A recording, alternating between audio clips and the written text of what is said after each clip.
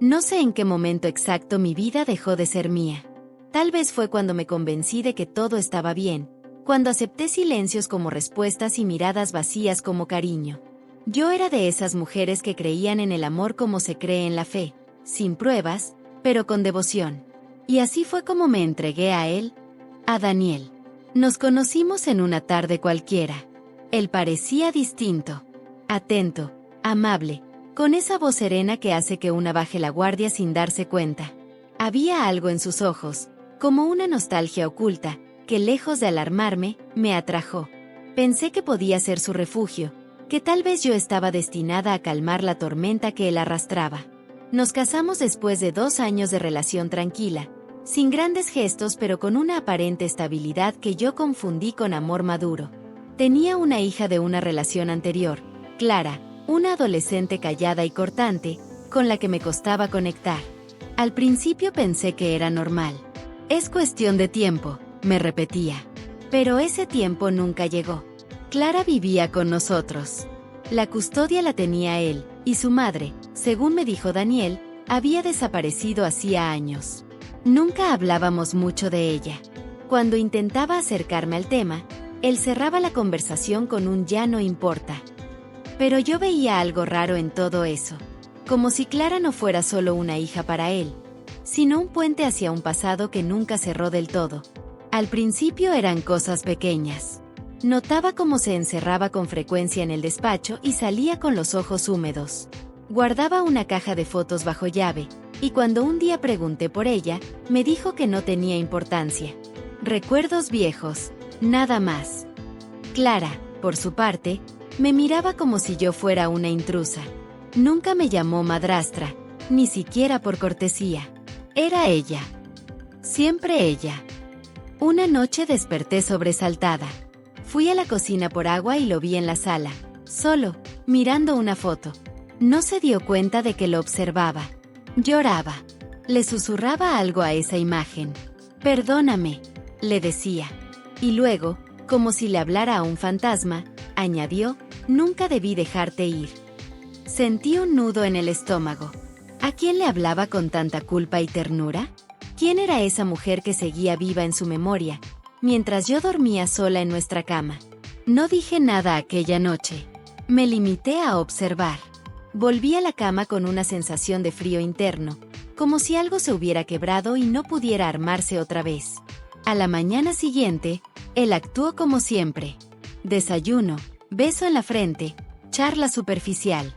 Pero yo ya no podía mirar sus gestos sin ver el dolor en sus ojos la noche anterior. Pasaron semanas. Me convertí en detective sin quererlo.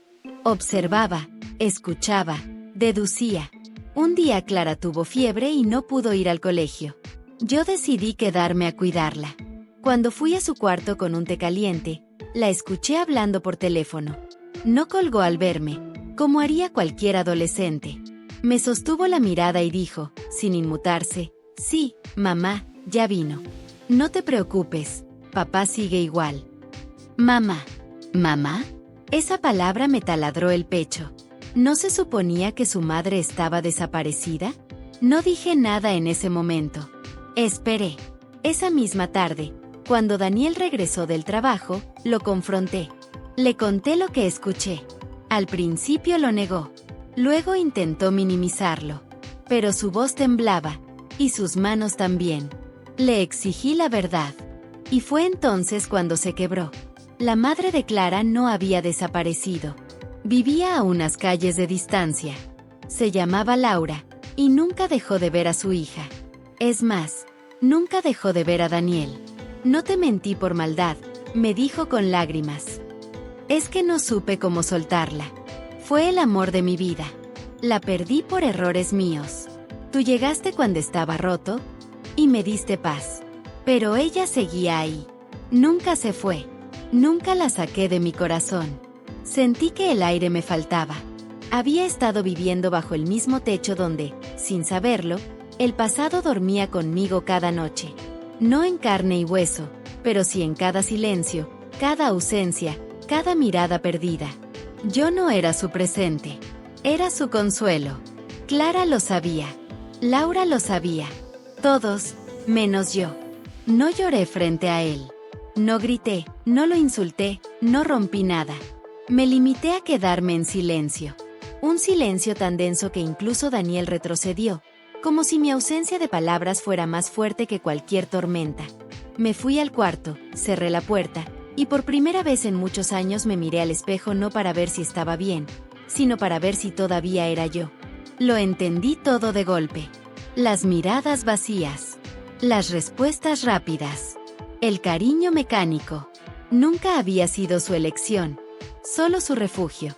Yo era esa calma triste que se busca cuando uno ya no puede tener lo que ama.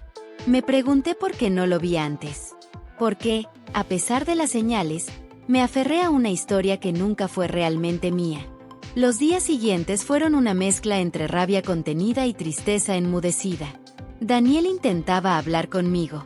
Decía que me amaba, que lo de Laura ya no era lo mismo, que solo la veía por Clara. Pero sus palabras ya no eran puentes, sino grietas.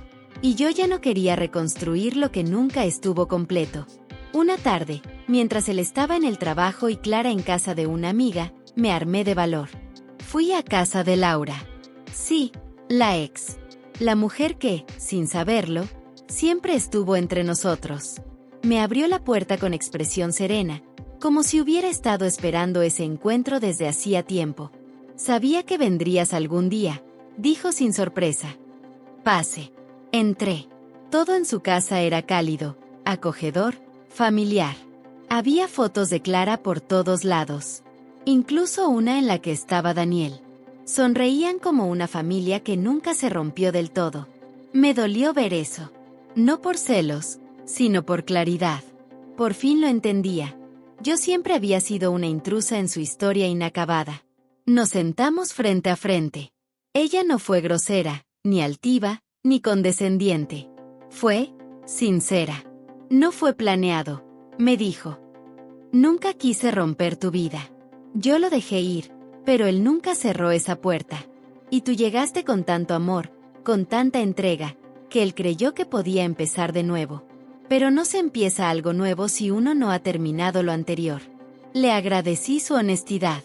Aunque doliera, aunque partiera el alma, no podía odiarla. Lo que había entre ellos no era una historia de traición vulgar. Era una historia no terminada, una herida abierta, una vida detenida en pausa. Volví a casa sin lágrimas. Me senté con Daniel esa noche y le dije que me iba. No por rencor, no por orgullo, sino porque me debía a mí misma un amor completo.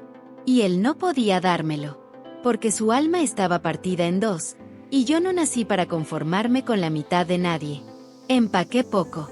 Dejé atrás recuerdos que nunca fueron reales. Salí con dignidad, y por primera vez en mucho tiempo, sentí paz. Pasaron meses. Dolió. Me costó confiar en mí. Me cuestioné muchas cosas. Pero cada día que pasaba sin depender de sus migajas emocionales, me encontraba más fuerte. Ahora, cuando miro atrás, no me veo como una víctima. Me veo como una mujer que supo irse antes de perderse del todo. Y si tú estás escuchando esto y alguna vez sentiste que dabas todo en una historia donde eras la única apostando por el amor, quiero que lo sepas. Mereces un amor completo, no uno que te use para olvidar a alguien más. Mereces ser elegida, no tolerada. Y nunca es tarde para empezar de nuevo. Si esta historia te tocó el corazón, suscríbete al canal. Aquí compartimos relatos que reflejan la vida, el alma y las decisiones difíciles que a veces nos hacen renacer. Activa la campanita, porque quizás la próxima historia hable justo de lo que necesitas escuchar.